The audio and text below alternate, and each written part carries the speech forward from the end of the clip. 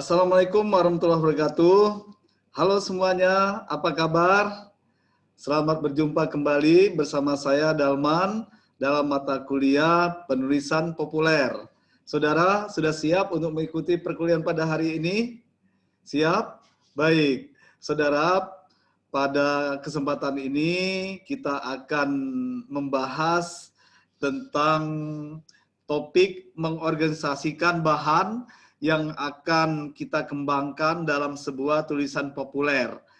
Tentu saja pada minggu yang lalu Anda telah saya ajak untuk membahas topik tentang mencari ide ya untuk menulis karya populer.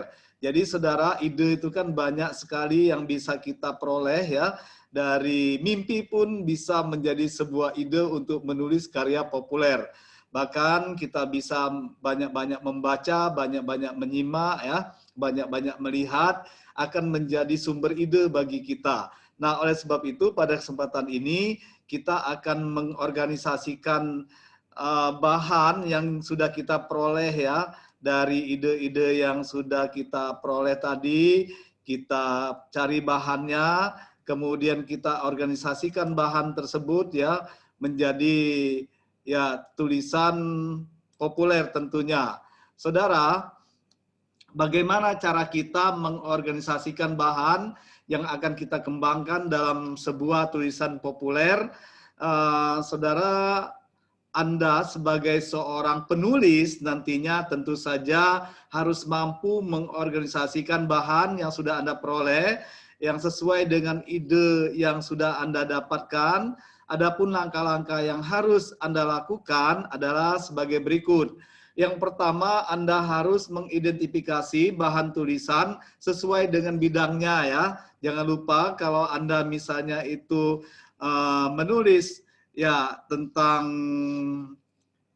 bagaimana sebetulnya masyarakat Lampung ini, misal dalam pandemi COVID-19, nah berarti Anda lebih menjurus kepada aspek sosial yang ada di Lampung ini. Kemudian saudara, Anda memilih bahan yang dianggap sebagai bahan pendukung. Nah, jadi bahan-bahan apa yang harus Anda angkat, yang harus Anda kumpulkan sehubungan dengan topik yang Anda angkat, yaitu tentang kehidupan masyarakat Lampung pada masa pandemi COVID-19 ya. Nah, kemudian saudara selanjutnya Anda harus membuat kerangka tulisan. Nah, kerangka tulisan ini sebetulnya dinamakan kerangka karangan ya. Dengan kita membuat kerangka tulisan, berarti kita sudah melakukan separuh dari tulisan kita, separuh dari karangan kita sebetulnya sudah selesai. Tinggal mengembangkan kerangka tulisan itu menjadi tulisan ataupun karangan yang utuh ya. Nah, saudara, jadi bagaimana cara kita mengidentifikasi bahan tulisan sesuai dengan bidangnya? Ini akan kita bahas satu persatu ya. Jadi untuk mengidentifikasikan bahan tulisan, sebaiknya Anda harus memperhatikan jenis bahan ya, atau data tersebut. Apakah sesuai apa tidak dengan topik yang akan Anda kembangkan. Jadi bahan yang Anda ya kumpulkan itu sebetulnya harus sesuai dengan topik yang akan Anda kembangkan dalam tulisan Anda. Kemudian saudara, khusus bahan utama tulisan itu perlu dipilah-pilah ya atau dikelompokkan secara teliti sesuai dengan porsinya masing-masing. Tujuannya tidak lain adalah agar tidak terjadi tumpang tindih ya dalam penulisannya nanti. Nah, oleh sebab itu saudara, Anda harus betul-betul mampu memilih ataupun mampu mengelompokkan bahan-bahan yang telah Anda peroleh tadi sesuai dengan porsinya masing-masing ya, sehingga tidak tumpang tindih tadinya. Nah, saudara, berikutnya memilih bahan yang dianggap sebagai bahan pendukung. Nah, kalau kita sudah memperoleh bahan untuk tulisan sebagai bahan utama kita, untuk mengembangkan topik kita, kita juga bisa memilih bahan yang dianggap sebagai bahan pendukung. Nah, dalam hal ini bahan yang terkumpul itu bisa saja merupakan bahan utama ya untuk tulisan kita dan juga bisa juga merupakan bahan pendukung.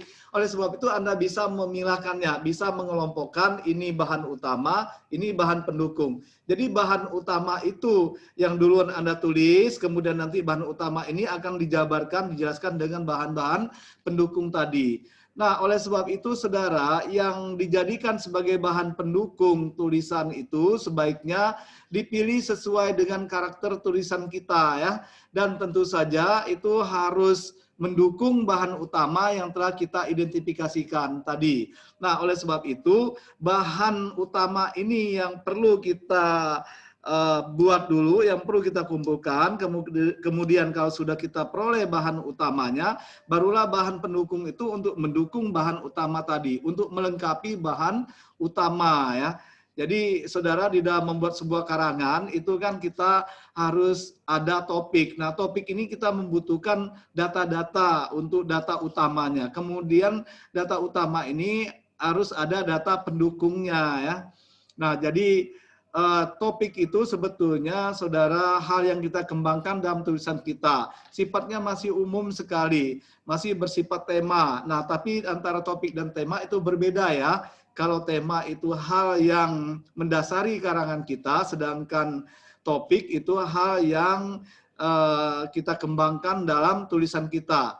Bedanya kalau tema itu sifatnya masih umum betul, sedangkan topik sudah spesifik sebetulnya. Tinggal kita kembangkan. Nah, saudara, di dalam topik itu perlu sekali dikembangkan ke dalam kalimat-kalimat, baik itu kalimat topik maupun kalimat penjelas atau pengembangnya. Nah, inilah bahan-bahan yang kita kumpulkan untuk kalimat topiknya.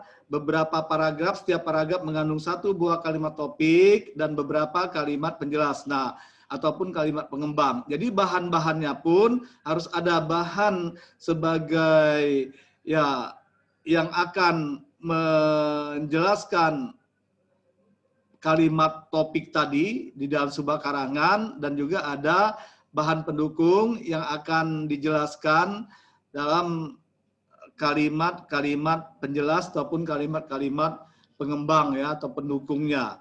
Nah, saudara, selanjutnya kita harus membuat kerangka tulisan.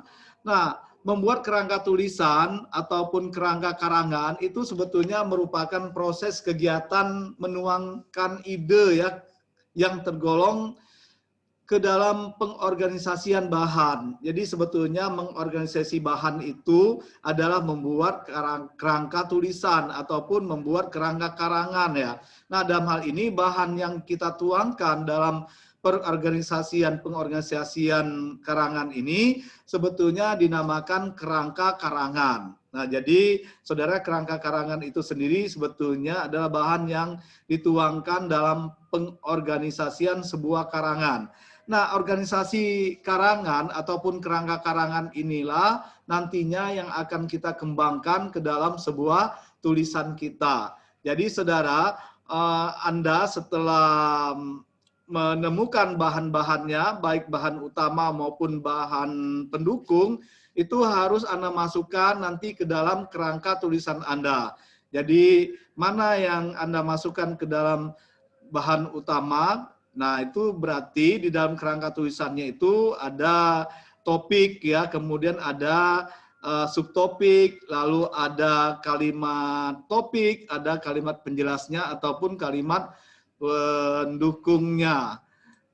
Kemudian saudara, kerangka karangan ya. Nah, kita lanjutkan kepada kerangka karangan, bahwa kerangka karangan ini sebetulnya merupakan rencana karangan yang di dalamnya terdiri atas ide pokok dan ide-ide penjelas. Nah, oleh sebab itu bahan yang telah Anda kumpulkan tadi ya, itu bahan utama dan bahan pendukung tadi itu Anda masukkan ke dalam kerangka karangan ini. Karena kerangka karangan ini membutuhkan bahan-bahan tulisan Anda yang terdiri atas ide pokok dan ide-ide penjelas.